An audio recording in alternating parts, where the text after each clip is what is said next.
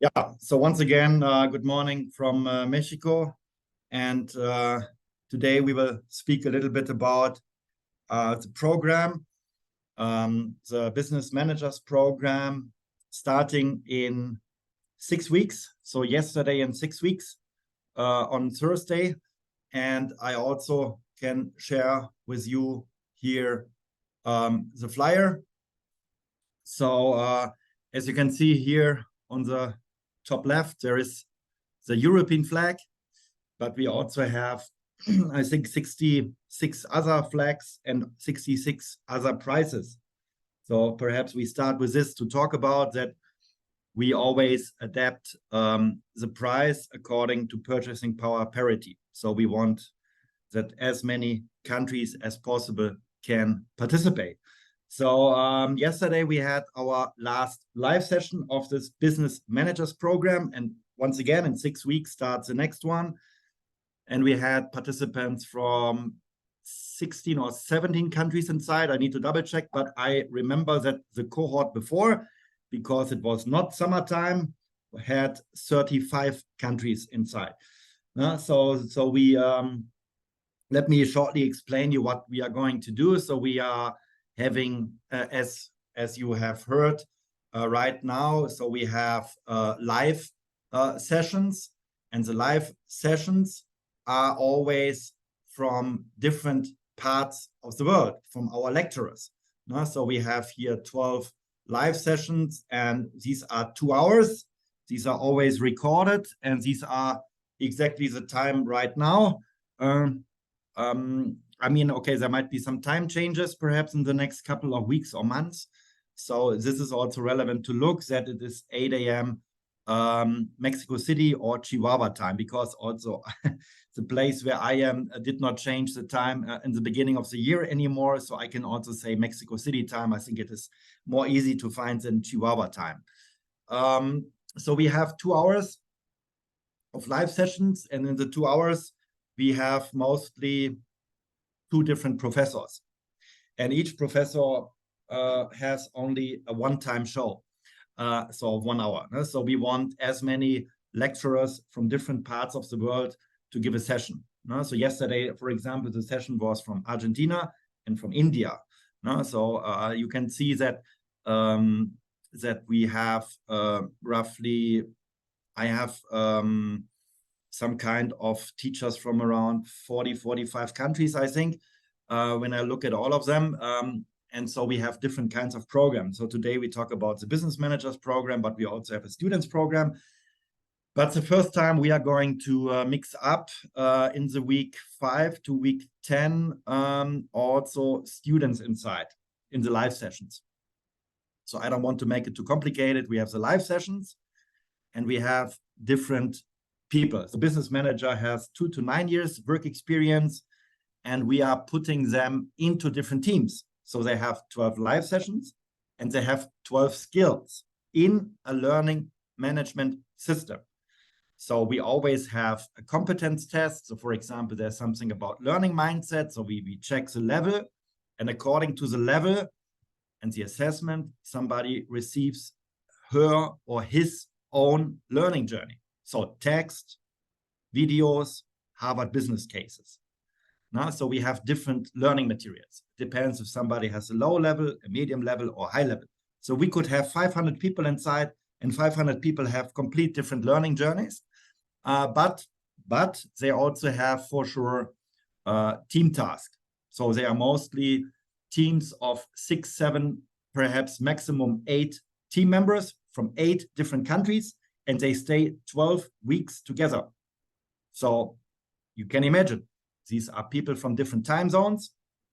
These are from different industries, perhaps even engineers or business managers, but they are all related with international, intercultural issues. So there might be some conflicts, or there might be some misunderstandings, but this is at the end what the cohort is about. It is about to self-reflect. It's about to look, how am I going to negotiate with other people? I need to submit my task, and how are people addressing it to me? So you can learn a leadership role here. So we also have a team leader. So the 7, 8 people, they said, here is a team leader. And the team leader gets a different certificate. So at the end, people get a certificate with all the insignias. We are still waiting for 6 more partners. So in 2 weeks, there will be another flyer, an upgrade, however you call it, but with more insignias. So at the end, we provide after 12 weeks a certificate with all our partner and partner universities and business partners, and we are continuously growing. No? So like I said, 35 countries, 17 countries. In the students version, we also had something like 25 countries the last time. So the point is that that also during this cohort, after the week 9 or 10, we have a peer feedback. So everybody evaluates everybody in the team. So you have 7 team members, so you need to evaluate 6 persons. And everybody gets a report. How am I doing? How do other people perceive me? So this is also relevant to say. At the end of the program, people do a reflection report. Reflection. How was the 6 weeks for students? How was the 12 weeks for business managers? We raise awareness. We raise that people even professionally and personally develop. I can show you, I don't know, 300 reflection reports where people said, hey, I get more self-aware. I can speak more openly to other people. I feel more secure. I mean, these are side effects, because this is something like, you don't know the people before. We put them in teams. You cannot say, oh, I don't want to speak with somebody from Morocco or whatever. No, we put you into teams, and it's a challenge to go through it in 12 weeks. For sure, there needs to be commitment engagement. So you cannot say, oh, I was only in the live session and where's my certificate? No, this doesn't work. The certificate needs each week 4 to 5 hours investments. The live sessions, they are recorded, but what is the benefit to be in the live session? You get to know other people who are not in your team with 6 or 7 other members. You get to know people from other countries, other interests. For sure, at the end, it's also about networking. We speak about business managers here. Those people want to connect. Those people even want to make business with each other. And this is perhaps also relevant to say. So what are business managers? So I know that some people might be here from a university, but these are people that have an MBA or doing an MBA, executive MBA, or alumni, the whole alumni. So what we bring is, we bring a global platform. We bring here that many cultures can interact, can reflect, can interpret, working on team cases from different perspectives, from different interpretations. And this is enriching. Multiple professors, multiple participants in a 12 weeks journey with assessments, peer feedback, reflection report, and we also have coaches. And the coaches, they also give feedback. So we have learning material. So you have a text, you need to answer. You have a video, you need to answer with some questions. And somebody is going to check the reports. So you get multiple feedbacks from a coach, from the people inside your team. And at the end, you also have interaction and friends all over the world, because this is what the program is about. The program is about that we had over 1,000 people. It's the 7th cohort. We had 4 business managers, 3 students cohorts. So it's even the number 8 right now, because the one is finishing, okay. But that you can see, there is a network of over 1,000 people. So we have ambassadors. Ambassadors are people who participated before, and those ambassadors are from 35 countries. So those people stay behind G-Mindset, stay behind the idea of educating the world, and those people are still connected, for sure. And this is at the end what we are doing. So we are doing an intensive program, not easy to go through. I tell you how it is. You need to invest time. For sure, you can say 1 or 2 weeks, I'm on holiday. I tell it to my team leader, I need to submit it late or later, but it's about communication. because people don't know what's going on. Many people also have problems to trust each other. Trust is something which is also very national different. So only just one anecdote. I live in Mexico, and building trust here is about to connect with people, to spend time, to make a barbecue, to go to a discotheque. And in Germany, this will not happen. You will not go with your boss in a discotheque. Here, it's happening. So it's more distance in how you work together, how you communicate, how you spend time together. Everything is work related in Germany. So you have work and you have your private life, and you don't mix up. But here everything is interwoven, intermixed. So, for example, all communication takes place at WhatsApp here in Mexico. Everything. People do not really write emails anymore. In Germany, it's completely different. So people won't give you your WhatsApp number. They said, it's my private number. Why should I give it to you? No, but here everything is a different communication. These are just, I can tell you many, many other things. So my background is myself. I lived in 4 countries outside Germany. I lived in Ireland. I lived in Austria, in Brazil, and now in Mexico. And once again, I also learn from each cohort. I have a fantastic team behind me. I also have some supporters. And when I talk about supporters, I can also say about perhaps Khaled is here. Perhaps he can also say something. He's always with us from Egypt. He also has given a session the last time. Perhaps he can say something about the benefits of the program. And I think there was also another friend, but perhaps he dropped off and he will come later. Please. Yes, hello everyone. My name is Khalid. I'm calling from Cairo, Egypt. It's my pleasure to still contact with Global Mindset with Prof. George. It's really amazing program. I like it so much. Now it's 3rd year. That's 3 years. Every year I learn a lot from all professors, and also I work hard to create a little bit session to support the clients for how they can be qualified and global working with their position. Actually, the mindset is that's the right way for all business.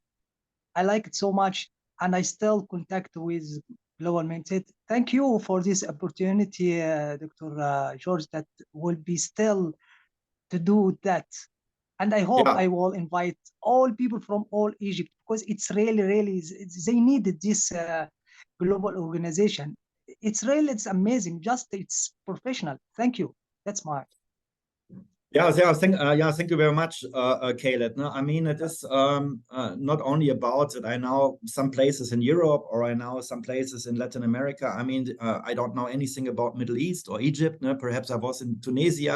I was for vacation, but vacation is not living. And also I was not in India, like Yogesh is here. I think he also would like to, is curious about her daughter, I think, to participate here.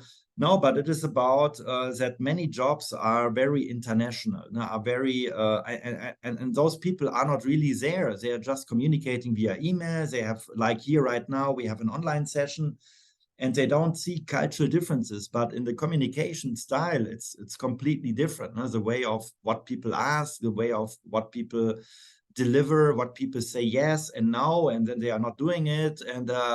And it's also a lot of cultural issues. It's not about that people want to be unfair to you, but it's about that people are grown up differently.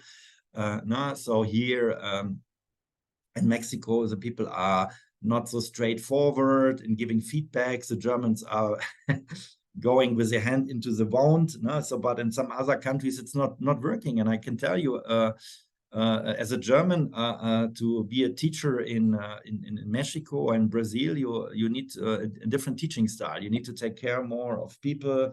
You need to invest. You need to give some private information, what perhaps is completely different.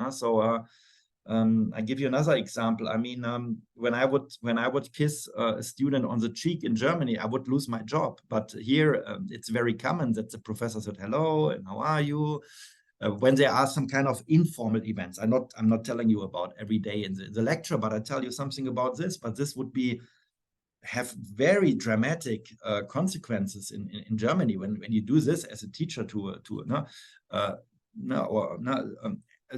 and this is something where we need to learn, where we need to relearn, where we need to learn different competences. At the end, it's about what we are doing is soft skills development. I mean, you learn the hard facts in university about market entry strategy. I'm teaching this, or also cross-cultural management. I mean, I can teach that. But at the end, it's about the experience. It's about that people interact. It's about that people speak. It's about that people have different opinions and that they see, oh, some parts are very culturally oriented. No? So for sure, I also need to learn on some parts here in Mexico. And sometimes I'm very direct in saying no to people. And then they said, no, when you disagree, you need to be not too much German. So I also need to adapt here. No? In Germany, everybody would understand that. But so I tell you, because I experience it every day, that it's a learning process. And after the 12 weeks, you get awareness, you get to know yourself better. I don't know if you develop a global mindset, because it depends on your day-to-day work. Are you internationally active? What kind of position do you have? How much contact do you have every day outside your home country? But at the end, you get to know that the way you communicate with others will change, and you will listen to different things, because you got more an open mind. And this is what we have. We have open-minded, curious people who would like to get in touch with others, who would like to know something. And even we have a WhatsApp team with each of the teams, and it makes it easier than writing emails. And the people also, some people said, hey, I don't know anything. Why should I work with a person when the person doesn't say what are the hobbies, what is the food they like? Why did they not tell me something about their family, about brother or sisters? And this is relevant, because at the end, it's about that everybody needs to step one foot to the other direction. So a global mindset is something like, I need to go to the other person, and hopefully the other person could make a step to me. We still stay German, Egypt in some parts. In some other parts we can adapt, but we are more aware of what is typically from Egypt, what is typically from German. And then we can better understand that what people say to us, that it is in their culture. I mean, at the end, you also must look at Khaled. No? He also speaks a lot of languages, different languages. So the way we speak, or the way we translate things, I mean, English is also my second language for sure. And sometimes we need to know that how we are going to say things can hurt somebody, but it is not intentional. But it is something like, oh, look at the body language, or look at how people react to me. And these are small things you get more aware of within this program. And I mean, when you experience a team leader position, then you got feedback. Then you said, okay, perhaps I can change. Perhaps you can even experiment in this role, that you said, oh, I'm not a team leader right now, but let's try it for 12 weeks. I mean, it's a safe environment. We also have coaches and mentors who are supporting you. So we have ambassadors, or we have mentors that are with you in a team, that they observe what's going to happen, that nobody is harmed. So we have always, when somebody is waving a red flag, we have directly a person who can intervene. And this is for us relevant, that our participants are safe, and that they got directly a response. No? Yeah, I would like to ask some of the participants here. Dilip is with 2 phones inside, I think. Then we have Edgar. Yeah, perhaps if you have some questions concerning the program.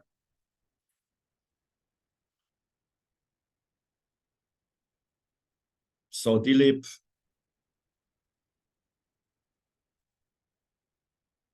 iPhone from Edgar. Is there any question you have? check what's going on here. Yes, please. Krishna.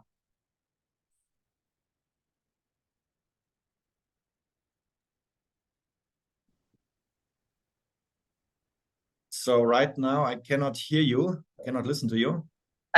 Be part of this journey. Okay, please. Yeah, good morning. Yeah. Hello. Hi.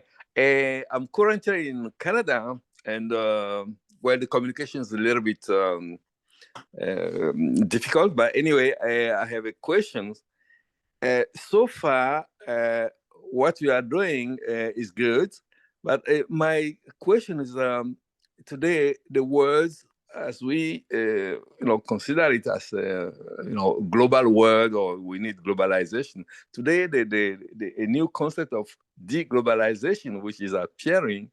Do we still need this global mindset? I'm trying to provocate you a little bit. This global mindset.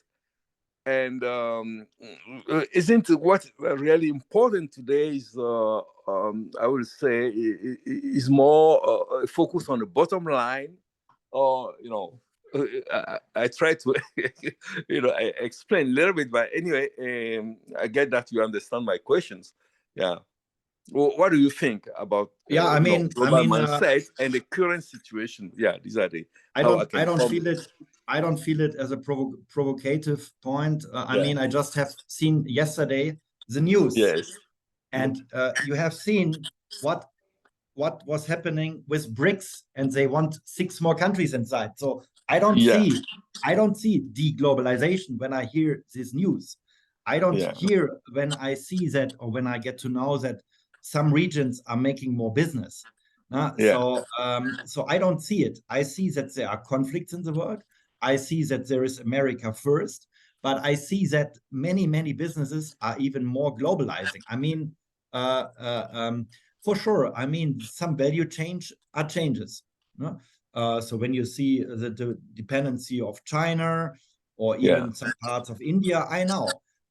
But I mean, I'm in Mexico, and the Mexican pesos has gained 12% over United States in the currency.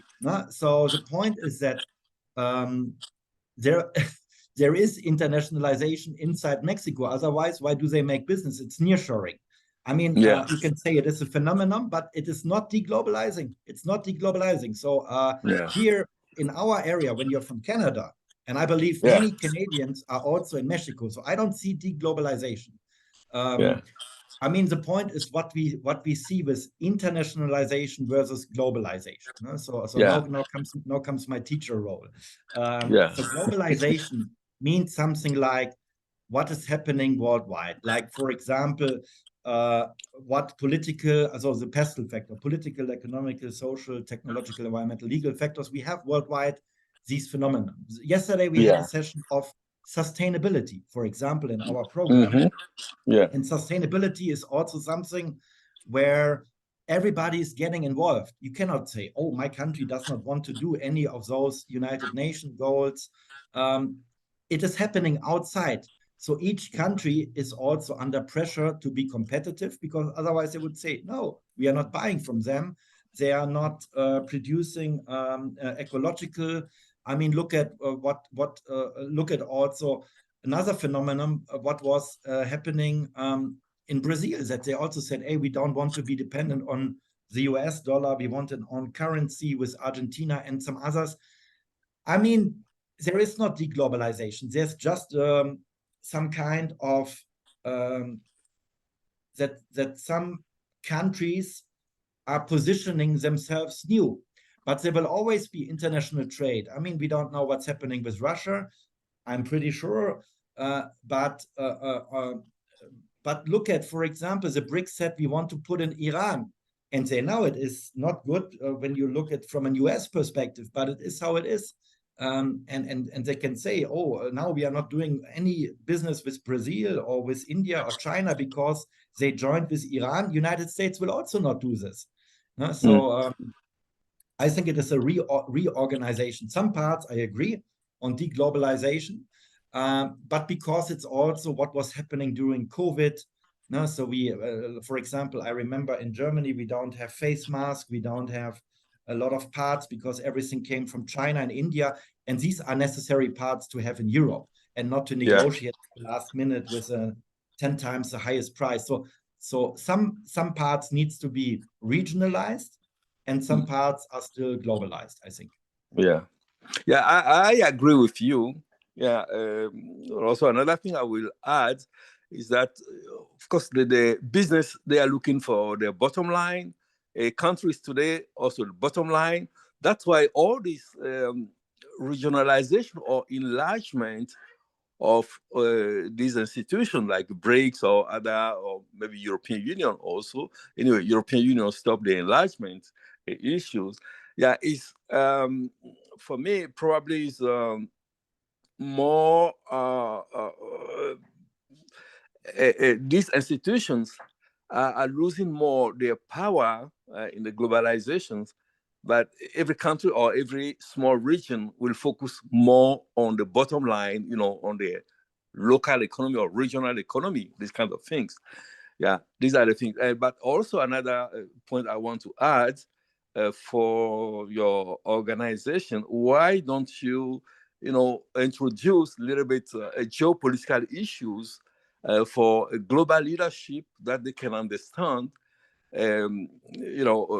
what's going on and how business can deal with, this, expansion of power and geopolitical issues. I mean, look at the participants. When I look at the names, where do most people come from? In our chat here. Yeah. I see names. I see names from India. Yeah. So the point is that those, for sure, I have invited more people. Perhaps some cannot join. Some people just press the button. It's always how it is. But at the end, it is about to see that India is a lot internationalizing, globalizing. I mean, look at how many CEOs are in the United States in IT companies from India. Now, so you can see that Microsoft and many others, perhaps those people here in the can even tell you more, but there are 15 or 20 in very important roles as a CEO in the United States, mostly in the West Coast. But the point is that India was mostly also producer like China, but now it's a complete different role. So they are expanding their business. They are look for sure. Many people from India look for opportunities to work in other countries to gain experience. But at the end, it's also to get to know more. Those people who are here are curious. They're curious about global leadership. Okay, what is the role of India in the next 10, 20, 50 years? Now, we know that the next century is a century of India and perhaps Africa. And this is something what is going to happen. And we cannot do anything against it. That this was the year of China or the century of China. And this is that we need to educate and to broaden their mindset of what's happening in Asia, but now what is happening in Europe and in Americas, because these are also growing markets, the emerging countries. So Turkey, Indonesia is exploding, Nigeria is exploding. So we have Lagos Business School with us. They also had, I think, 8 participants in this in the last cohort. And it's interesting to see how different the economy is there. How are their industries doing? How is the? A customer is always a local customer, so you also need to see people want different kinds of products. So when I look at here the Samsung phone, this one you cannot buy in Germany. It is you have 67 Samsung A versions or 100 here, and in Germany you get Samsung S Galaxy, but nothing else. And here they have it looks the same, but the Android system is different. It's adapted to the price here for Mexico. And this is what we need to know. So we cannot make the same commercial in Germany like in Mexico. and it's always about adapting the products, no? Because of and this is what we are doing. We're doing the purchasing power parity. So we are fair to each country to participate, and we don't say, yeah, but I don't know if Harvard Business School is doing. I mean, for sure they have a brand, and I cannot compare with Harvard, but I tell you, they say the program is $10,000, and it doesn't matter if you come from Hungary, from India, or from South Africa. And we want people to participate, as many as possible, and to have a great journey and experience. Yeah, thank you. Maybe other participants, I don't want to monopolize the discussion. No, it doesn't matter. I mean, it's good. It's good to have an interaction here and to get your viewpoint, and also on globalization, what I said, and I appreciate it. I mean, it's also always about what you get to know. I can tell you. I mean, I also have a Brazilian passport, and when I saw how Brazil was positioned in the German news during COVID, there was a lot of political filter inside. And I was in Brazil. People were wearing masks, were taking hygienic products, taking distance, and they show complete different issues in the television of Sao Paulo and Rio. I mean, those people needs to go to work, and the bus is full. But I don't know. I mean, it's always about for sure, when you see United States and you have Fox News or you have others, they also have a filter. I mean, even CNN might have a filter, no? But or BBC World, they also have a filter. But at the end, it's about that normally culture you can only experience. So when I'm in Mexico, I can tell you how Mexico is. I can look in the internet, you can say everywhere is dangerous, the people are there. For sure, when I look in the news, it's like this, but it depends where you are. And this is what is relevant. So not learning from books how is the German, but how to interact with the German. And then you said, oh, the German is from the northern region, or from the southern, or from the western. We have even a lot of subcultures in Germany, and it is a small country. I mean, by population not, but my state here in Mexico is as big as Germany. So in Mexico you can put in whole over Europe, and people don't know that. And when I look at Brazil, it's a complete different dimension. You can see it on the map, but you don't know what's going on there. That people in Sao Paulo are different to Rio.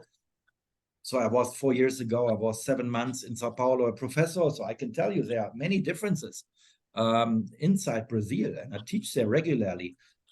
In a world-class school, no? So I always get invited. So what I'm trying to tell you is, you cannot say this is a typical German. I mean, I lived 15, 20 years outside Germany right now. So am I a typical German? No. So it's about international business is people business.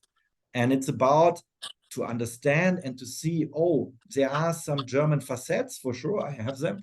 But I know my boss said, hey, this is a German rational person with a Latin heart. So this is how I'm described here. No? So and this is at the end what is for people also interesting. No? Yeah. Let me ask also Yogesh, Krishna, Dilip. You have some more questions? So first of all, Jorg, I wanted to say hi again. Dilip and Krishna are part of my team, and I told them about the program. I've been talking to them about this program, how interesting it is, and Krishna has people in Mexico. He attended one of your last sessions, and he found a very amazing insight into Mexican people's behavior, because he has a challenging team members and challenges of the dynamics. So it's learning. We all have challenging team members when we work for foreigners. They are not challenging, it is the challenge we experience. So we're all going to benefit from this as a team. And that's why I thought probably the whole team can work with the global mindset, because we're all working different nationalities. No, I mean, this is great. I mean, when you say, for example, oh, we want that each of them is with another Mexican inside. I mean, when you can ask specific questions. No? So, like I said, it's in a safe environment. It's not an experiment, but it's something like you can say, hey, I have another team member from Mexico, and she is from Monterrey, or she is from a different state. I mean, people now hear that there are also differences. I'm in the north. The people are white. I tell it provocatively. The white people have the power also in Mexico. The same is in Brazil. I can tell it because I have the experience. No, so my wife is black. I can tell you in Brazil, you have different opportunities. No? But what I'm telling you is that even inside Mexico, the people in the north here, they are close to the US border. They know better quality. They want quality products. They take credits to get a good car. You can see bigger cars here than in Germany. I can tell it to you. You get bigger cars here than in Germany. You have Audi, you have everything you have here, everything. It's not an emerging country here. When I look what's going on here, it's not an emerging country. But when you go to the south of Mexico, the people are more poor, the businesses are smaller, and you can see a different country. No? So this is what I'm telling you. And the same is with the mindset. No, where are people educated, private school or not? I mean, I'm teaching here in the private school. It's very elitary. People pay $50,000 for education. It's a lot of money. Even in Germany, it's a lot of money, but here it's more extreme. No? So, and this is something you must know. You also must know from what region is a person coming, from what family background. There are a lot of contextual factors of how to understand Mexican. I mean, I'm also learning it. And I also could tell you something about Brazil. No? So it's the same. No? The security in Brazil is different in the south and in the east or in the, and when you go more to the north, it's getting more dangerous. But these are things you must know. And at the end, I mean, it's also about, like I said, it's always about the people. It's always about to understand and to see, this person, I mean, like you, Yogesh, you have experience from different countries. You are also not typically, and this is at the end something what is also enriching. I like to drink coffee. When I not have lived 7 years in Austria, I wouldn't do that. So I also pick some good parts from different countries and implement it in my life. And this is at the end also something what is relevant. Good to know. Thanks a lot. Yeah. Okay. So when there is not more question, I think I can close the session. So thank you very much. Now also Yogesh that you brought your team members, and I appreciate it. And we can also look at how to enroll them. I have already a group with, I mean, we have just started. We have 3 Germans, 1 from Cameroon inside, but we are just starting right now with the flyers. I will also provide you the flyers and everything, and I'm happy. And when you even say, hey, York, we have a couple of people here, can I put my logo on the flyer? For sure. I have no problem in that. Now, when you say, it's also nice for others to see our insignia, we can speak about it, no? Sure. Good. Thank you very much. Yeah. Thank you very much. So bye-bye. Kayla, thank you that you were here. Bye-bye. Have a good weekend. Bye-bye. Yeah. Yes, please. Bye. Thank you. Bye.